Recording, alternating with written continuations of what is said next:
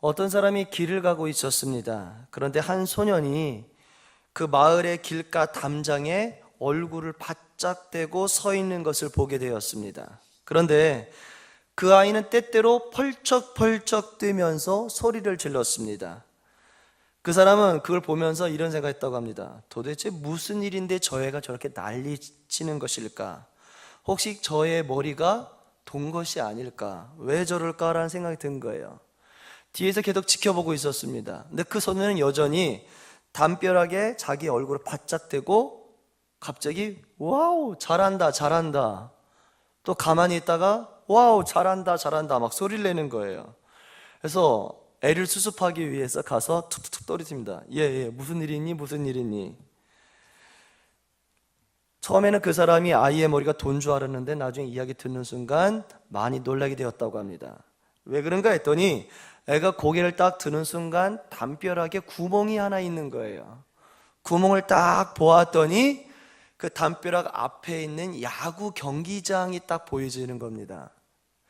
자세히 이야기를 들었더니 그 애는 무엇을 했냐 하면 자기가 응원하는 팀이 있었습니다. 근데 그 팀이 안타를 치면 경기장에 못 들어가니까 그걸 바라보고 야호 잘한다 잘한다라고 외쳤더라는 거예요.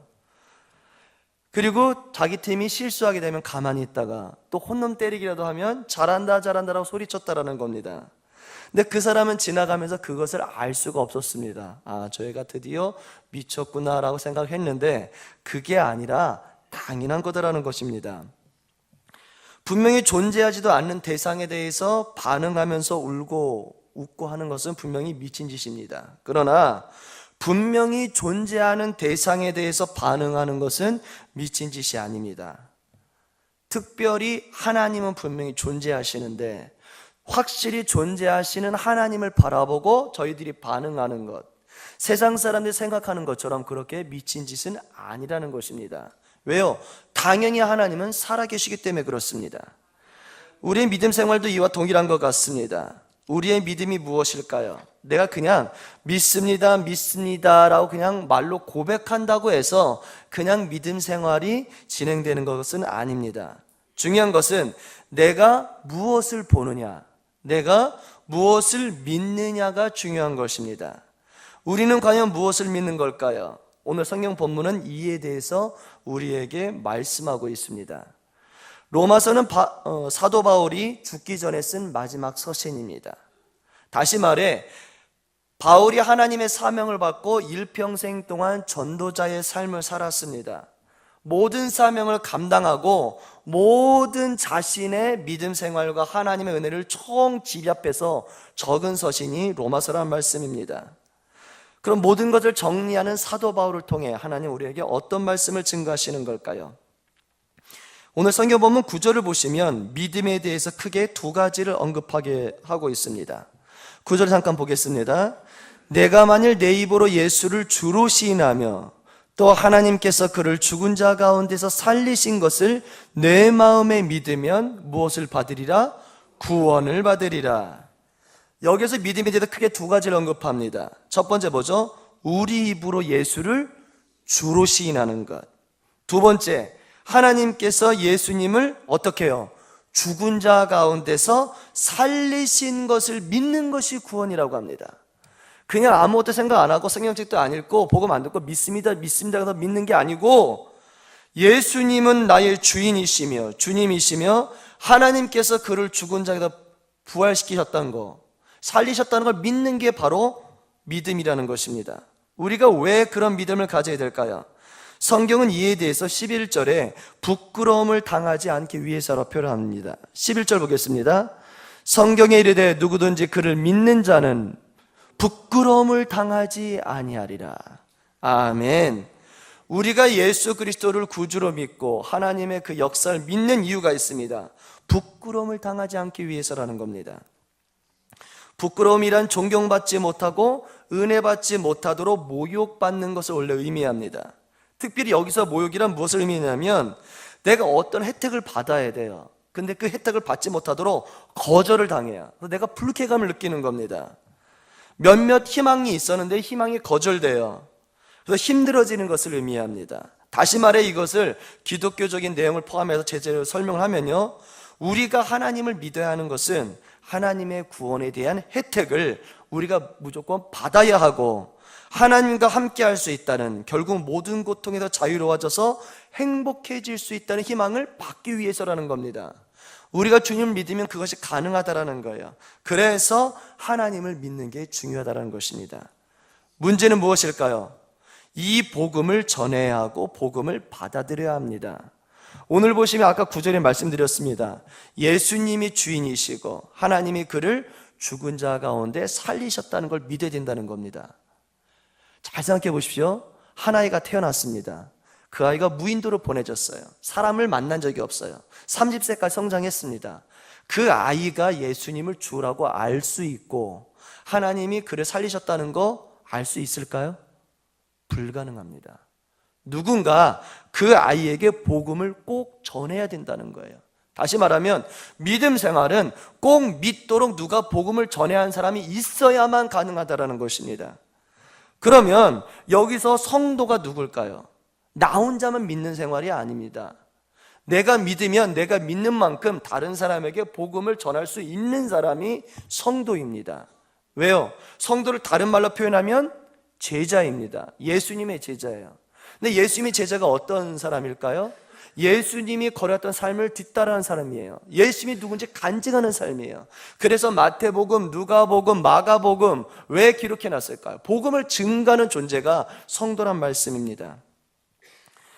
제가 서울 희성교에서 사역하다가 파주시 교화읍에는 교화희성교회로 파송받아 간 적이 있습니다.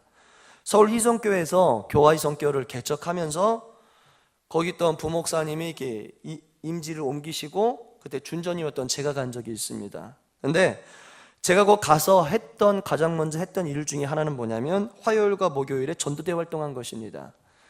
간단합니다. 많은 분들은 그럽니다. 전도하라고 했더니 꼭 은사 받은 사람이 전도해야 되는 줄 아십니다. 근데 항상 실패합니다. 절대 그러지 않습니다. 그렇게 어렵지 않습니다.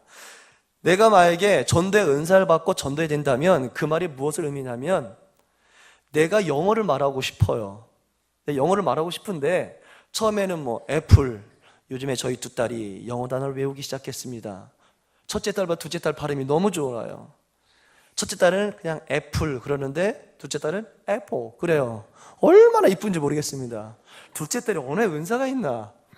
똑같습니다. 내가 영어를 말하는데 처음에는 단어부터 외우는데 나 영어를 말하고 싶은데, 나 영어 은사 받고 싶은데, 꼭 그래요. 많은 분들이 실패한 게 뭐냐면 영어를 말할 때 완벽한 문장을 말해야 내가 영어 한다고 착각을 하십니다.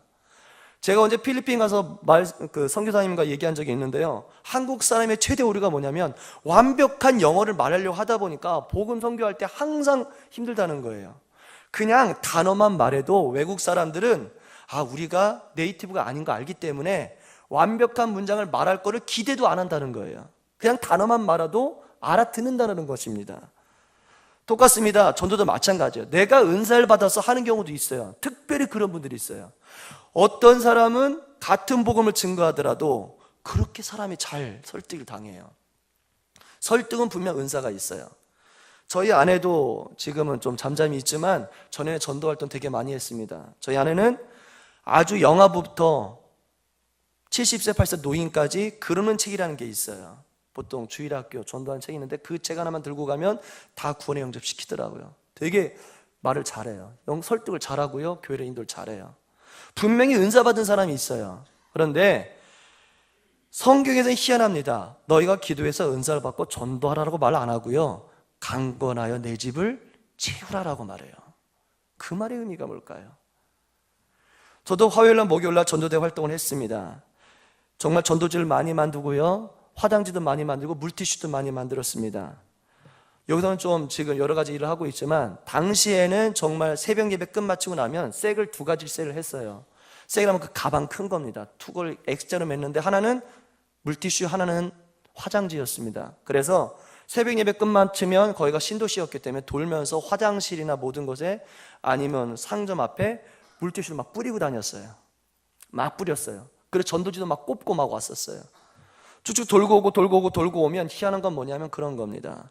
매 주일날 보면 꼭 새 가족이 있어요. 기가 막힙니다. 세 가족이 있어요. 어느 날은 낮에 화장지를 뿌리다가 잘 생각해 봤더니 남자들은 좀 변화가 좀 약한 것 같은데 여성에게 똑같이 하고 싶은데 할 수 있는 기회가 없을까 하다가 낮에 여자 화장실 딱 눈치 보고 들어가고 화장지 막 뿌리고 오다가 걸려서 쫓겨난 적도 있어요. 근데 희한한 건 뭐냐면 뿌리면 뿌릴수록 기가 막히게 새 가족이 온다는 것입니다. 그리고 어느 날 새 가족 왔을 때 물어본 적 있어요. 어떻게 오게 되었어요? 라고 했을 때 어떤 얘기를 하냐면 자기가 여기 이사를 왔는데 어느 교회를 갈까 하는데 우편함에 교화희성교회 주보가 꼽혀 있다는 거예요. 그걸 보고 오게 되었다는 것입니다. 결론 간단하죠. 많은 분들이 오해하세요. 어떤 분한테 주보 꼽아서 얘기했더니 질문이 그겁니다. 이거 2주 전짜리 주보인데요. 새로 이사 오신 분은 주보에 몇 월 며칠 날짜를 보지 않아요. 날짜를 보는 거는 우리들이에요. 교인들은 딱 이사를 오면 이거 교회 어디 가야 되지? 그 정보가 중요하지 날짜는 안 본다는 말씀입니다. 예배가 드리는지 교회가 어느 위치에 있는지 내가 갈 수 있는지 분위기가 어떤지를 바라보지 날짜 그런 걸 안 바라봐요. 날짜 바라보는 사람은 전도를 많이 안 해보신 분들입니다. 그냥 뿌리면 돼요. 그냥 뿌리면 돼요. 제가 그에 대해서 알고 있는 게 있습니다. 제가 일평생 그에 대해서 도전받은 사건이 있는데 제가 전에 한신대를 학부로 다녔기 때문에 한신대가 거기 수원에 있고요. 제가 모교회는 청주에 있었어요. 매주일 왔다가 이렇게 버스를 타고 이동하고 있었습니다. 근데 어느 날 수원역에서 그걸 타고 병천까지 들어가야 되는데 수원역에 내려서 지나가고 있는데 어떤 한 사람이 아시죠? 꼭 역 앞에 아니면 전철을 타면 복음 증거하는 사람이 있어요. 예수 천당 불신지요? 예수님 안 믿으면 여러분들 끝장납니다. 이런 식으로 말하는 거예요. 처음엔 그런 거 들을 때마다 창피해 죽겠다. 요즘에 저런 걸 어떻게 전도하려고 그러나. 창피해갖고 정말 창피했습니다. 그래서 일부러 지나가도 좀 돌아서 가려고 하고 있는데 제가 일평생 못 잊는 사건이 있어요. 그 복음을 듣고 어떤 사람이 지나가다가 엉엉 우는 거예요. 털썩 앉아서. 참 희한한 일입니다. 이건 어떤 시츄에이션일까? 듣고 있는데 그 사람이 그런 얘기를 하더군요. 자기가 예수 믿다가 너무 가난해 돈 벌려고 나와서 사업하다 보니까 주님을 잊게 된 거예요. 떠나다가 수많은 일들을 당하고 가족에 문제 생기고 힘들어 방황하다가 아까처럼 무식하게 전하는 예수선당 불신지옥하고 막 이런 거 선포하고 있는데 그걸 듣는 순간 어렸을 때 그때의 뜨거웠던 마음이 떠오르더래요. 그래서 펄썩 안고 엉엉 울었던 사건입니다. 제가 그걸 바라보고 이거 기가 막힌 거예요. 저런 거로도 도전이 되나? 저런 거로도 되나? 그 뒤부터 전철에서 예수천당 불신지옥 말하는 사람 제가 속으로 욕을 안 했어요. 골든타임. 누가 감동받고 구원받는 건 저희들 솔직히 머리로는 알 수 없어요. 그때가 언제인지 모르지만 그 사람이 날마다 나와서 예수천당 불신지옥 전체를 그렇게 시끄럽게 귀가 따갑도록 정말 부끄럽게 전하지만 혹시 압니까? 그가 그렇게 10년 동안 했는데 10년 동안 외친 게 만약에 어떤 한 사람을 돌이키기 위한 것이라면 그건 결코 아까운 것이 아니란 사실입니다. 제가 교화 이성교회 있을 때 같이 사역했던 원로 장로님 계십니다. 김봉진 장로님이라 계신데 그분도 같이 사역을 했는데 그분 재밌었습니다. 그분은 원로 장로님이세요. 근데 교화 이성교회 있을 때 그분이 주쪽을 잘했던 게 뭐냐면 희성교회 뒤에 보면 텃밭이 되게 길었어요. 평일날 되면 날마다 나오세요. 권사님하고 나오셔서 텃밭을 갈아요. 그리고 거기다 상추도 심고 가시오가피도 심고 수많은 걸 심어요. 그분은 전도를 하는데 그분은 말로 전도를 잘 못하세요. 어떻게 하셨냐면 상추를 뜯어서 가시오가피를 둬서 이웃 사람에게 주기 시작하는 거예요. 근데 희한한 건 그걸 받고도 나오더라고요. 상추 받고 교회도 나옵니다. 가시오가피 받고도 교회 나옵니다. 그 이해가 되십니까? 나오더라고요. 문제는 그 사람이 어떻게 감동받을지는 아무도 몰라요.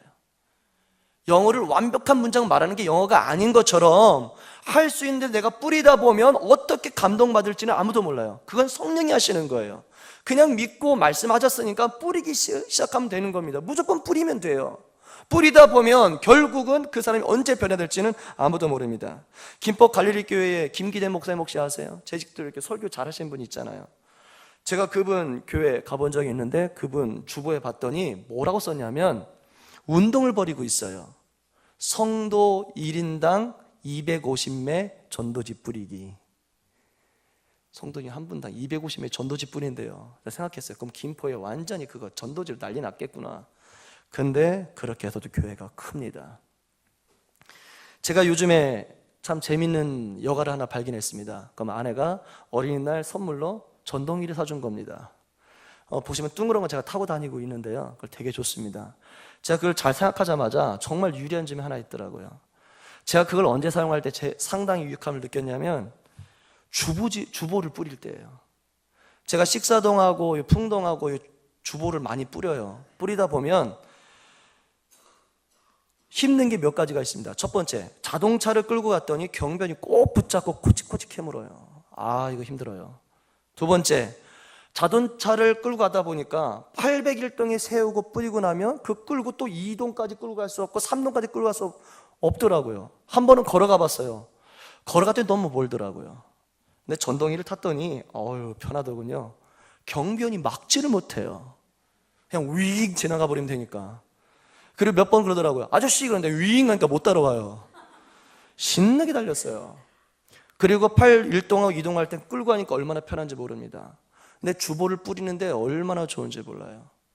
한번 고민해 보셨습니까? 정말 그런 것 같아요. 제가 운정시 교화의 성께 있을 때 운정을 바라보면서 기도한 적이 있어요. 야, 운정에는 아파트 한 동만 제대로 구원시켜도 교회 부흥하겠다. 왜냐하면 제가 최근에 계산해 봤습니다. 풍동 아파트, 숲속만 아파트 한번 보셨습니까? 거기 보면 라인이 입구가 3개잖아요. 한 라인당 우편함이 몇 개 있을까요? 세보셨습니까? 60개도 있고 70개도 있고 많으면 79개까지 있어요.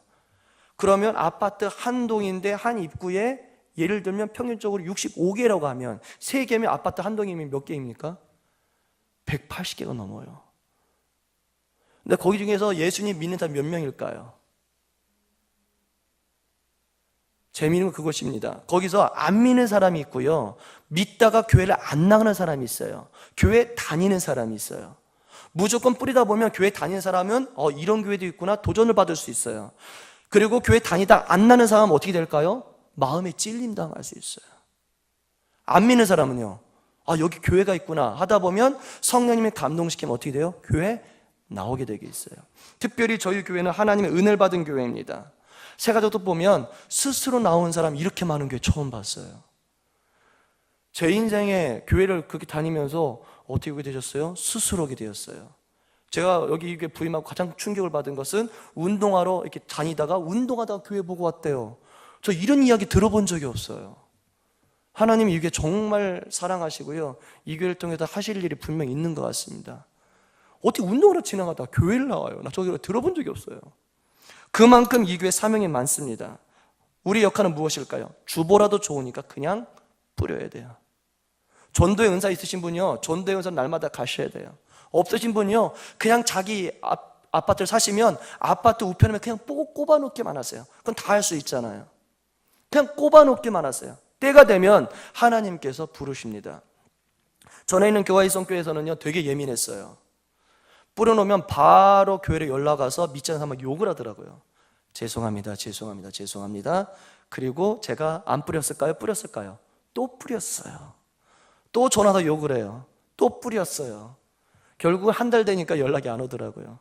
때로는요 강압적이라도 뿌릴 때가 필요할 때가 있어요.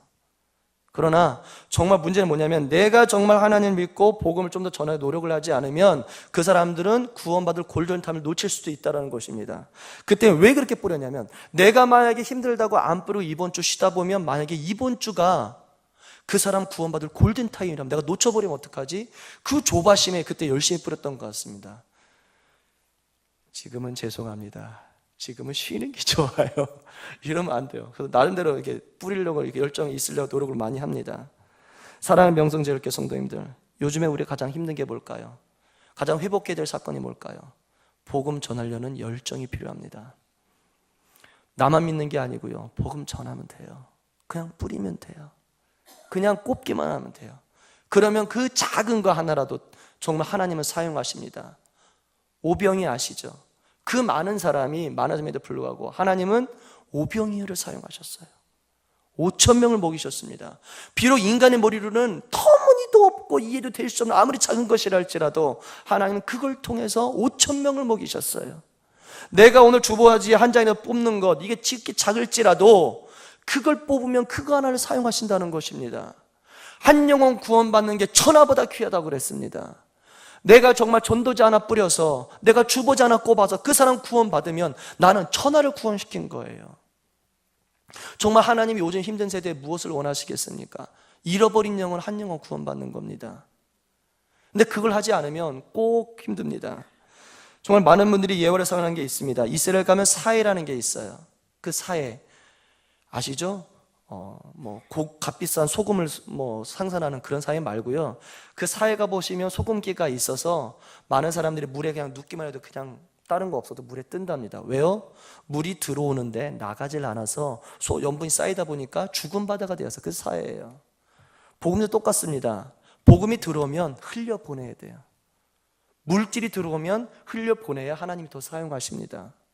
내가 정말 복음 들어오면 날마다 흘려보내야 날마다 살아갈 수 있는 거예요. 우리가 사회가 안 되려면 날마다 뿌려야 돼요. 정말 전도연수 어떠십니까? 부탁드립니다.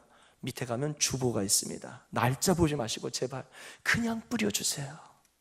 그러면 여러분들 뿌리는 작은 하나로 5천 명 살아나는 기적이 일어날 줄 믿습니다. 여러분들 작은 헌신 하나로 하나님은 사용할 줄 믿습니다. 날마다 그 놀라운 구원의 역사 앞장서셔서 고 주님 오신다고 다들 선포합니다. 주님 오시길 준비자라는 역사 날마다 일으킬 수 있기를 예수님의 이름으로 간절히 축원합니다. 함께 기도하겠습니다.